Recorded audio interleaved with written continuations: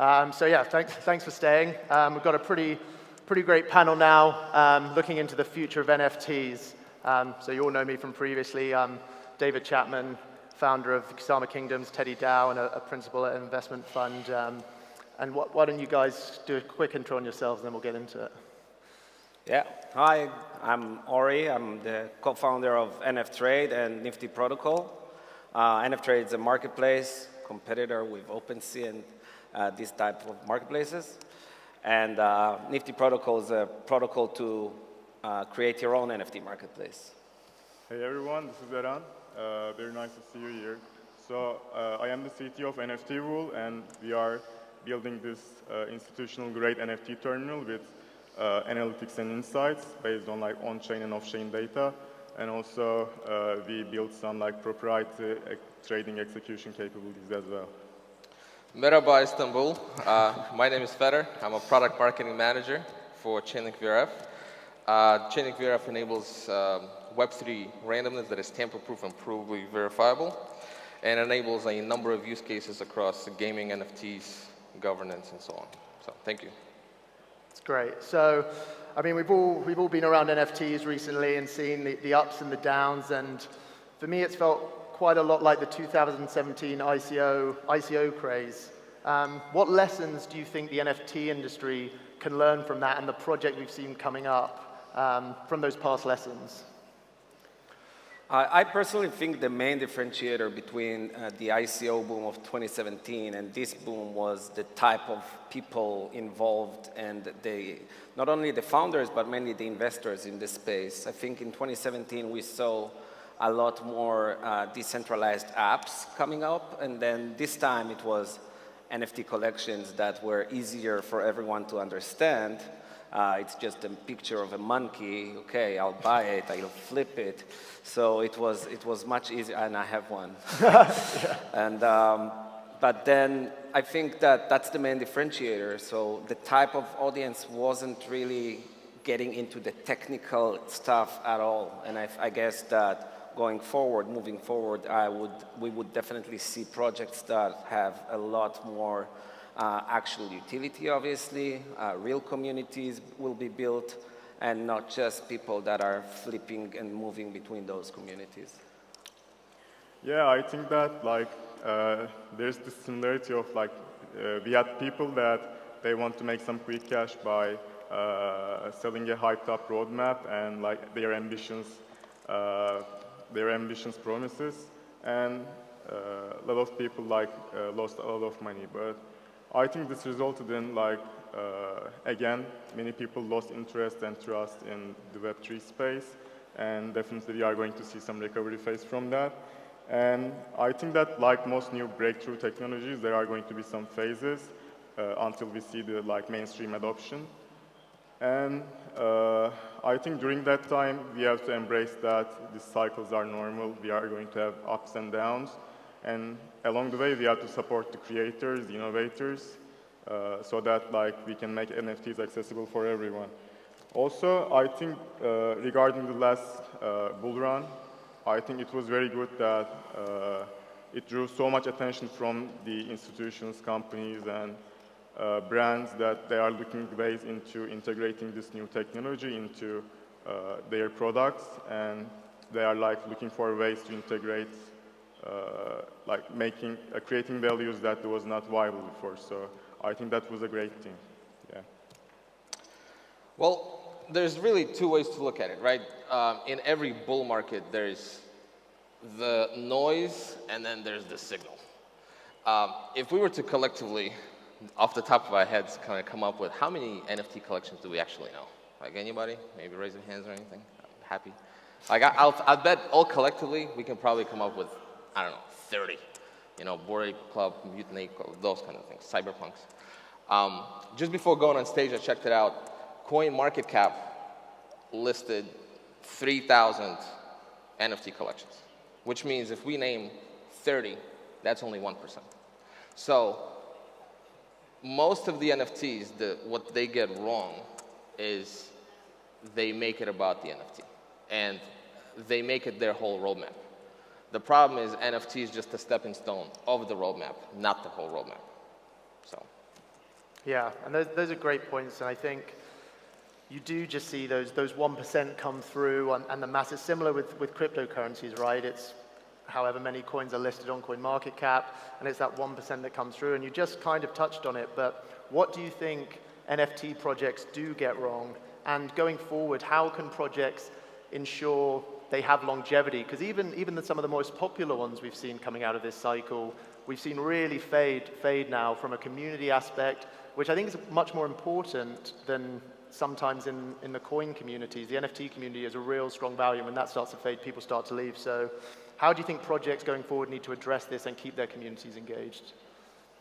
Yeah, so I guess the fact that we saw a lot of projects lose up to 90 and even more percentage of their market caps does not necessarily mean that the project is dead or anything like that, because I think that most of the prices are now really just realistic to their values.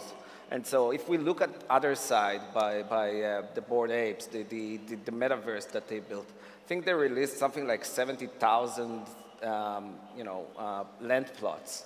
Each one is worth like a couple ETH now, the floor price, and so it's still a huge market cap for something that doesn't really work yet. So there's no need to panic and be like, I guess a lot of people lost a lot of money, which makes it a bit sad, but it does not mean that this space is dead. Going forward, I would advise these projects to have the value ready before they launch, but I guess they didn't really care because they just wanted to get the money while it's easy to get. And so I believe it's not only our advice to them, but it's also going to be a necessity for these projects to succeed. They're not going to succeed if they don't provide the value in advance before trying to just get funds. And no matter what good of a graphic designer you have, you need to have more than that when you come up with an NFT project next time. Yeah, so when we look at what makes an NFT project successful, at NFT we look at some like their marketplace presence, their social media engagements, etc.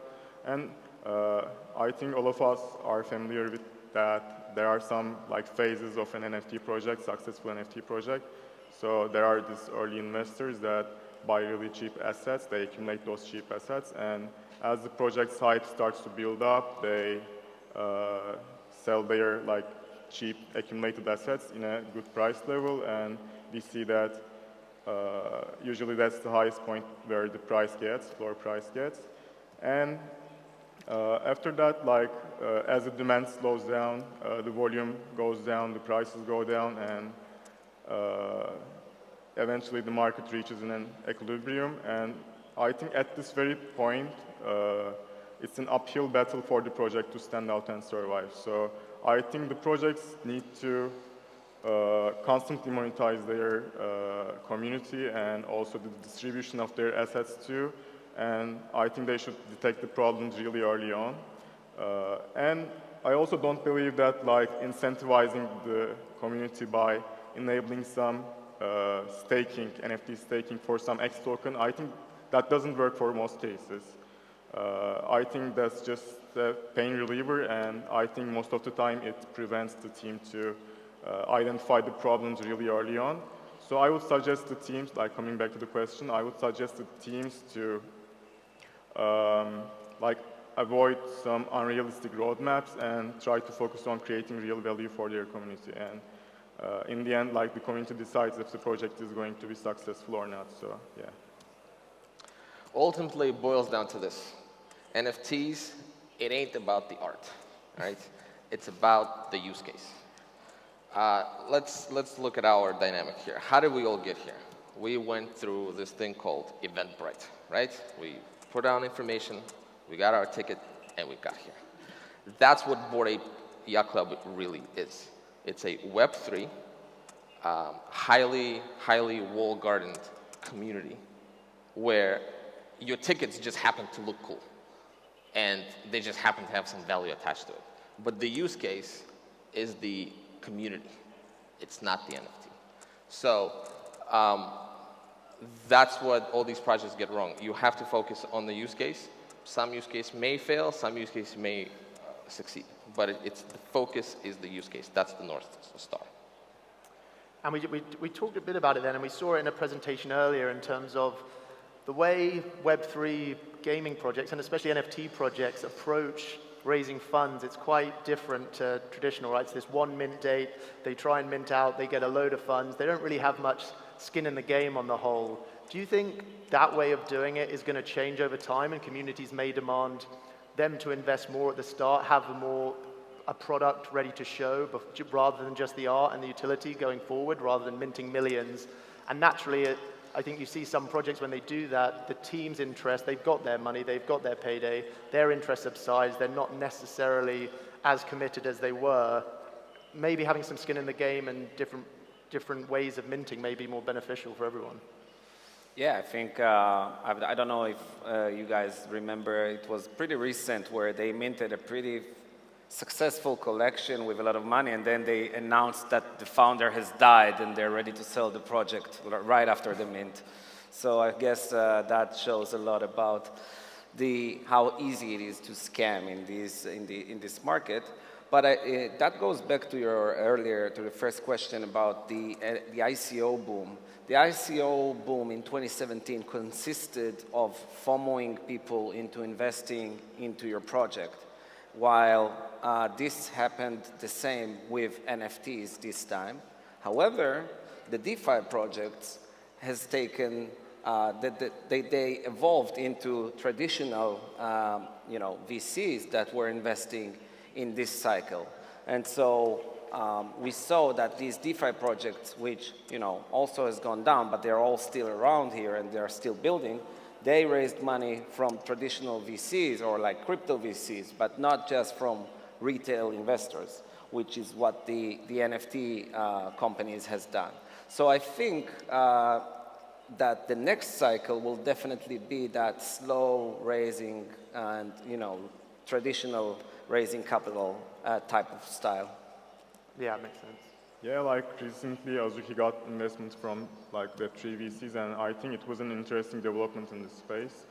So I definitely agree, like the founders should have some like skin in the game.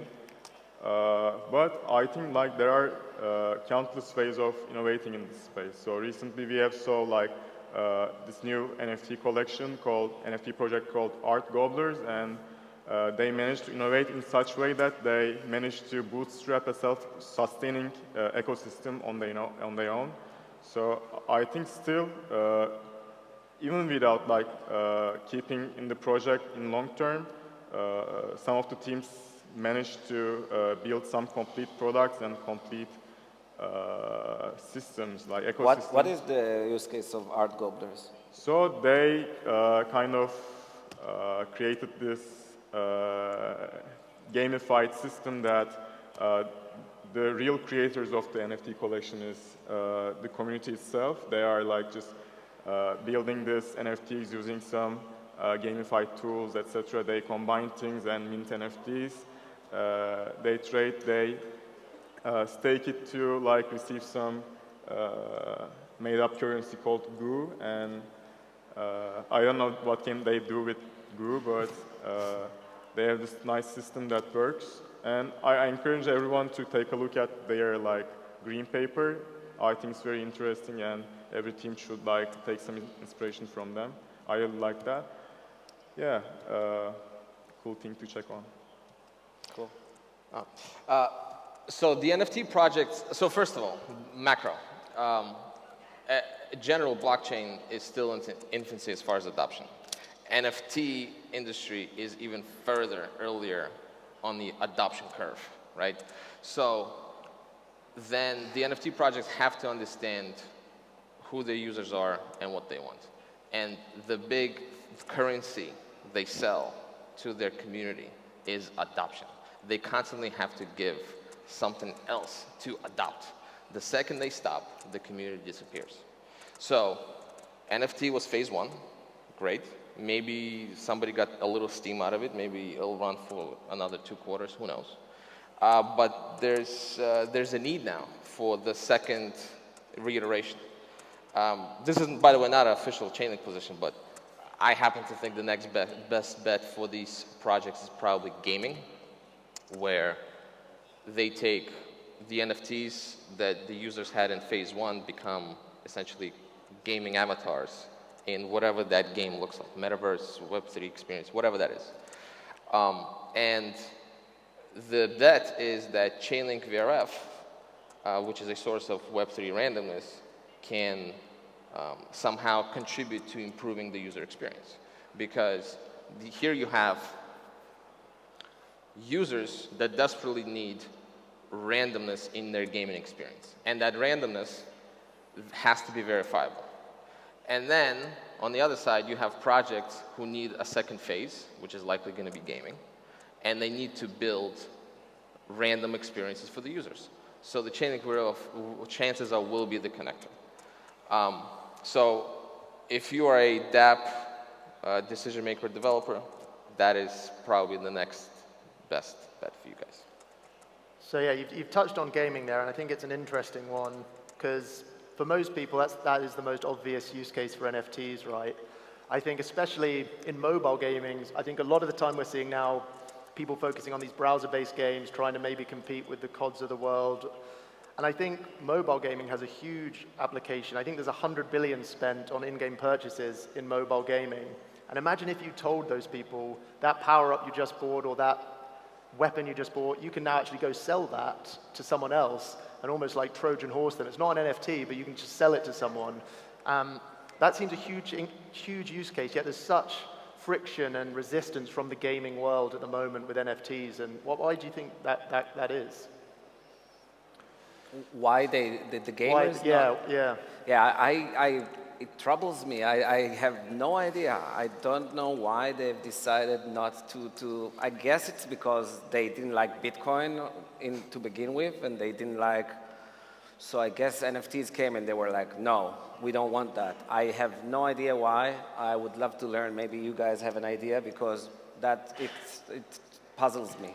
I mean, you're told that instead of you just buying, you would be able to buy and sell, and you're like, no, we don't want it. So I don't know. But I think that eventually we're going to see the shift towards blockchain gaming and NFTs being part of the games, regardless if these gamers are hopping on or not, because it's just what needs to be done. And I hope that they'll finally sober up and join the normal people.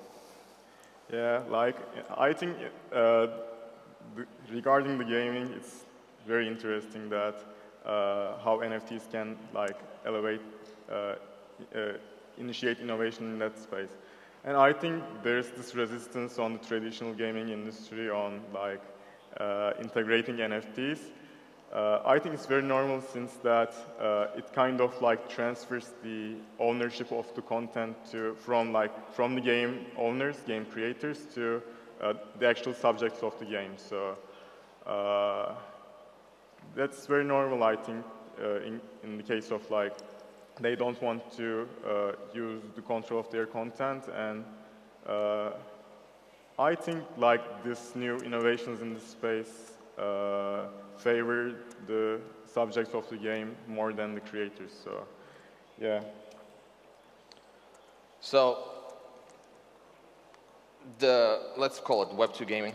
Web2 gaming had 30 years, but it's from the 1990s really, to figure out how to enable users to monetize their gameplay. And in Web2 space, there's really not that many opportunities. I mean, you have to be a professional gamer. That's opportunity one. You can maybe start your Twitch stream. That's opportunity two. YouTuber, that kind of thing. But there's really no way for me and David, let's say, to play Call of Duty between each other or whatever, put some money on the outcome of the game, and one of us wins. Web2 gaming failed at that. This is where Web3 comes in. And the lack of cooperation, in my mind, breaks down to two portions. There's some executives refuse to cooperate. I've seen a number of projects that had that intention in mind, but they were closed by the gatekeepers of the Web2 gamers. But there's also a second audience, there's just lack of awareness. Hence, this is why we have to do events like this. We have to spread the gospel that, hey, Web3 and Web3 gaming and Web2 gaming, that mix is a good thing. And eventually, as Steve Jobs would famously say, listen, when he was talking about keyboards and people not being able to type. It's like, hey, we got into the market first and people didn't know how to type, and then we figured it out. Death will take care of it. Same thing here. Eventually, the old executives that are not crypto-friendly will go away, and the more Web3-friendly crowd will come in, and diffusion will happen. Best bet, I don't know, 5-10 years, we'll see a drastic change in the Web2 experience. Hopefully, the titles we know today, like Call of Duty or whatever, will have a Web3 component. Another case is we'll see, I don't know, a Web3 game called Call of Satoshi or something. And the Satoshi will store Normandy. And that will be a purely Web3 game. So. Yeah, I guess one thing that I'm thinking about, which may have caused this, hatred towards NFTs, was like when they checked out the games, they were surprised to see that these games look more like 1998, Yeah. So I guess that, of course, the games kind of suck. They're not really fun. They're more play to earn and not play to have fun. And they don't really want that. So I guess that definitely once those games will become more fun, we're going to see more and more people get involved. Yeah, that's why I really think a shift and focus to mobile games could be a really great way to bridge that gap and draw them in. So yeah, gaming is one big aspect where I think we can all agree NFTs are going to make an impact. And overall, I think we are just touching the surface on the potential of where NFTs can go. And what other industries are you looking at and excited about that you think NFTs can have a real impact in? So any industry that has professionals in this industry that are trading and getting involved would be able to be open now for us retail investors to be able to take part in it. And I'll give some examples like wine. Wine is being traded all over the place, and the revenue you can make off of wine is pretty awesome. I mean, the yield you make is around 20% if you know what you're buying. And so we don't get the opportunity to be part of it because you need to be connected with the right people and know. And it's a game that's going to be open now with NFTs. Violins, horses, so much stuff that we can't get involved in right now would be able to be open with NFTs. And one more thing I'm definitely bullish on is ticketing. It's the best way to verify that you own the actual ticket to a concert, and we see so much fake tickets going on, so this will end it for sure. Yeah, I think this era seems like this early 2000s. Like, I think there are many similarities between them. Lots of people are trying to invent new products and services, and money is pouring into them, and only time will tell which use cases are here to stay and which are going to diminish. But I think in the long term, when you see that NFTs have this potential of digitalizing the real assets into in blockchain format, I think we can see it elevating the art market, gambling market, I don't know, real estate maybe digitalizing the company shares, I don't know. But I think most of those untapped industries, they are multi-trillion markets, and in some point they will have to go through some change and some innovation. And I personally think that NFTs has the potential of initiating those changing sparks. And I personally think that the creator economy has a great potential to innovate on using NFTs. I think current landscape of the NFTs is a good example of that. Today we see that these artists converting their pieces into NFTs, and in the next bull run, we might see the musicians do the same, or the YouTube creators do the same, TikTokers do the same. I don't know. We will see in time. Only time will tell. So NFTs will likely have more utility. If you guys followed Chainlink SmartCon this fall, you would know that we have released NFT floor pricing feeds, which is basically a way to evaluate the whole NFT collection based on the NFT floor price in a more risk-averse way for the lending and borrowing protocols. And the problem there is most NFT floor pricing algorithms are kind of closed. Nobody really knows, because it's really an art, not a science, to evaluate an NFT collection. But this partnership between Coinbase and Chainlink, the algorithm that Coinbase puts forward is really open source. So it gives you that visibility into how the NFT collection is being valued. So that will create another vertical for the lending and borrowing protocols to use NFTs as collateral and in exchange for some tokens or whatever. So for liquidity. So that's number one. Number two, there's probably going to be something in the space of attaching collateral to NFTs. Some talks being heard. That's as far as we can go now. Again, this is not official. This is just what I see kind of talking to some projects.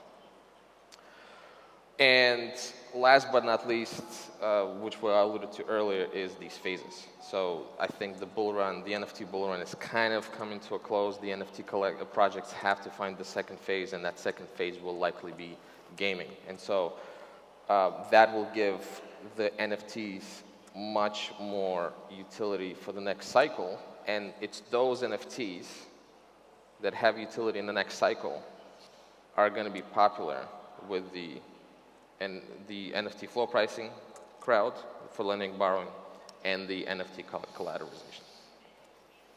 Yeah, I think it's a good, going back to the gaming point, a lot of people in the NFT world at the moment, it's all about utility, right? Like what utility, and a lot of the time it's people wanting these airdrops or coins or staking and all this stuff, but the gaming does really add something, because we can see people are willing to spend billions of pounds just on skins and stuff that give them a certain look in a game.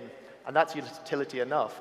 But imagine telling someone your NFT, like, that's enough at the moment. So that bridge, again, it's almost for the NFT people to realize the use cases there as well, and bridging that thing over. So obviously you guys work at a great range of companies in the NFT space. What kind of things or analytics are you seeing on your respective platforms that may give us a glimpse into the future of what users are wanting or what projects are developing? Any insights there? Maybe you start as the inside guy. Yeah, I turned out to be inside guy. So, as I mentioned before, we see the successful projects usually follow the same steps. Like they come up with some innovative edge, and they build their community about that innovative edge, and in some way they manage to sustain their community's interest, and they survive long term. And then, like, I look into most successful projects, like blue chip projects, let's say Azuki, Bored Ape Yacht Club, etc. From the first time they start like minting, going live, they always manage to keep their community's attention at some level. And of course, as we talked about, this community attention is quite volatile, and it's time to time it goes up, it goes down. People start to pay attention to some other projects in this space, and I think it's very normal. And also, as far as we saw in our systems, like in our researches, there's this very high correlation between the current like crypto ecosystem and the NFT market, and we should always keep in mind that the NFT market is just like any other market. It's of course different. There's too low liquidity, and it's easily affected by the outside effects. So the main point I'm trying to give is that when we like try to investigate the NFT projects and understand how they do something differently, we should really look into their communication with their community and also what new things they are bringing into this NFT ecosystem. Yeah, I'll give my insight as from the NFT marketplace perspective. Obviously, the main thing to notice is that there is not a lot of trading going on lately. You know, we've dropped by maybe 90% in our volumes since the bull, and I think that it's definitely going to come back to its heights, but we are not going to see a lot of these NFT collections that their only differentiator is the type of animal that's on the NFT. So I guess that was the biggest part of the volume that was involved in the space. A lot of teams are building a lot of cool stuff, like the stuff I mentioned earlier that are more connected to real digital, real physical items. Fashion stuff is getting, like, every Gucci bag is going to have an NFC chip that's connected to an NFT chip, a token, and so we're going to see a lot of this type of stuff in the next couple of years, I assume. So connecting the physical to the digital world is what's next. So the beauty about Chainlink Oracle is that everything I can tell you is transparent. Like, if you just spend some time digging through the scan and looking at the ecosystem announcements, you'll know everything. But to save you the hours and hours of time, to Ori's point, there's definitely going to be, so what Ori's mentioned, how Web 2 and Web 3 interact with each other, we refer that to off-chain consumption.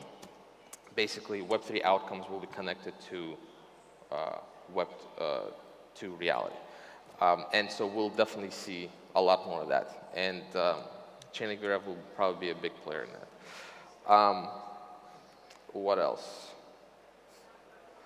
Also, I think it's interesting that brands are like coming into this space, as you mentioned. Like we see all the Gucci bags are converted as digitalized assets, and one thing that NFTs are good about, I think they are a really great tool to prove authenticity of a product and an asset. And I think this asset could be both digital and real-life assets. And as we have discussed, I think in the future we might see more and more use cases like that. As I'm very excited to see what these old brands up to. Like Nike just started their partnerships with like NFT shoe brands, metaverse fashion brands, and lots of other brands are coming in, and it will be very interesting to see what they are planning for. Yeah, I think it's a good point that NFTs don't always necessarily have to be speculative tools that people are investing in, right? They're very much real-world, applicable technology that companies can employ, such as Gucci, and just add them as a physical-digital combination, and that's going to help people get more familiar with these things and shine them in a better light than just hoping an 800X is, essentially. Yeah. What I was just thinking about, I wanted to ask, in any of the insights or analytics you guys may see on your platform, have you ever looked into the amount of like recycled wash trading that's happened and have seen that either drop out or increase in the downturn? I've seen it increase when we started to be in the bear market. When we were in the bull market, nobody was traded because everyone was just trading like crazy. But then recently, given there are some platforms that are giving out tokens for basically rewarding you for trading on their platform, people were arbitraging between the amount they spend on the fee with the amount they get as the token, and that's how they profited a lot of money. And so you can still open DayTrader and see these platforms on the top of the list, although there is not a lot of actual real trading there. So I hope that we're going to see less and less of that. We luckily didn't do anything like that and decided to stay as clean as possible. But yeah, hopefully we are not going to need all of that wash trading in order to be able to see volumes. But don't forget that wash trading exists in all markets. It's not just NFTs. But it very recently started with NFTs. It's just a lot harder because NFTs are traded on decentralized exchanges, decentralized marketplaces, and you actually need to have multiple addresses, and you have to have your Ethereum or whatever coin brought from different sources where it's hard to trace. So it's a lot more complicated than just washing it on an online centralized exchange. But it's, people figured it out, and now they're doing it, Yeah, like the first time I was like making researches on the space, NFT space, I was curious about like most successful sales happened in an NFT collection, and it's the first time I have encountered those like wash trades. When I looked at like Terraform's most successful 5 sales, maybe they were like 5K Ethereum profits happened in like a couple minutes, and at this point I have realized that they are not legit sales and they are wash trades, etc. And like Ori said, it's unavoidable at some point to experience this wash trades, but at least we have some tools and we have some understanding on detecting that wash trades as they're happening, and we can like make our decisions according to those like what we see on the market. So I think it's important to have great tools that can distinguish between normal trades, the trades that make sense, and we should like try to not see the wash trades as they are like kind of blurring our vision on the facts. Probably best that I don't comment on this, as at Chainlink we've mostly focused on integrations and building business relationships with Web3 projects. So I'm not going to touch this one. Cool. So we're almost out of time. Why don't we just end with just tell everyone where they can find you guys, find the projects, and maybe something on the horizon that you guys are looking forward to and developing that we can all look forward to. Cool, yeah. So you can definitely find us on Twitter, Telegram, nftrade.com. Come and trade with less fees and better UI, And reach out if you want to do something together, if you want to verify your project with us, anything like that. And also, if you want to build your own NFT marketplace, we can help. You guys can find us at nftbull.io, and we are like recently opened our closed beta, and we are still developing our platform, and we always love to hear back from our customers, and we want to build our product according to like having this feedback loop. So I encourage all of you to take a look and mail us if you want to try out our early product. Yeah. Also, you can follow us on Twitter at like NFTbull app. Yeah. Thanks. Chainlink Labs is more of a B2B business. It's kind of Web3 AWS. That's the layman's term for it. We offer Chainlink suite of products consisting of Chainlink URF, as yours truly. There's price feeds that offer aggregated data and puts it on chain, proof of reserve, and automation. Automation is how to automate tasks in Web3. So if you're a decision maker, a dApp developer in this space, in Web3 space, let's talk. I'm happy to chat, happy to hear you out, happy to point you in the right direction. Thank you. Awesome. Thanks, guys. Thanks, everyone. Thank you.